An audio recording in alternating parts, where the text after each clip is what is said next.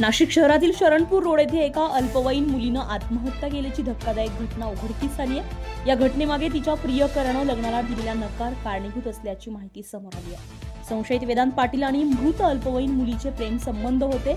मुलगी वयात आल्यानंतर तिच्या कुटुंबियांनी या नात्याला संमती देण्याचं ठरवलं होतं, मात्र वेदांतने अचानक लग्नाला नकार दिला। या निर्णयामुळे मानसिक तणावात आलेल्या मुलीनं आत्महत्या करण्याचा टोक्याचा निर्णय घेतला। गेल्या महिनाभरापासून ती या मानसिक तणावाचा सामना करत होती।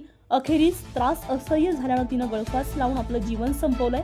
या प्रकरणी सरकारवाडा पोलीस ठाण्यामध्ये गुन्हा दाखल करण्यात आलाय। पोलिसांनी संशयित वेदांत पाटील याला ताब्यात घेतलंय, तर पुढील तपास सरकारवाडा पोलीस करतायत। नगरमध्ये राहणाऱ्या अल्पवयीन मुलीच्या मावशीच्या तक्रारीवरून हा गुन्हा दाखल आहे।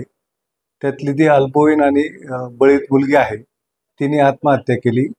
तक्रारीनुसार त्यातला जो आरोपी आहे वेदांत पाटील म्हणून, याने त्या मुलीला लग्न करण्याचं आश्वासन दिलं, नंतर लग्नाला नकार दिला।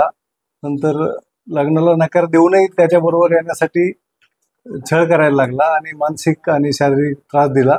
त्यामुळे त्या मुलीने कंटाळून आत्महत्या केलेली। दोघं 1 वर्षापासून एकमेकाच्या संबंधात होते, मित्र होते आणि मुलगी अल्पवयीन असल्यामुळं नातेवाईकांनी 18 वर्षानंतर लग्न लावून देण्याचं आश्वासनही दिलं होतं। आरोपी अटक आहे। काही आत्महत्येनंतर काही चिठ्ठी वगैरे आपल्याला मिळून आली का? काही पुरावे?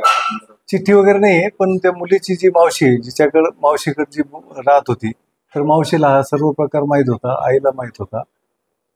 त्यामुळं मावशीच्या तक्रारीवरून तो गुन्हा दाखल। प्राथमिकदृष्ट्या प्रेम संबंधातून ही आत्महत्या झाल्याचं काही आपल्याला? प्रेम संबंधातून आश्वासन आणि नंतर नकार, त्यामुळं आणि परत पुन्हा त्रास देणार म्हणून ते आत्महत्या केली असावी।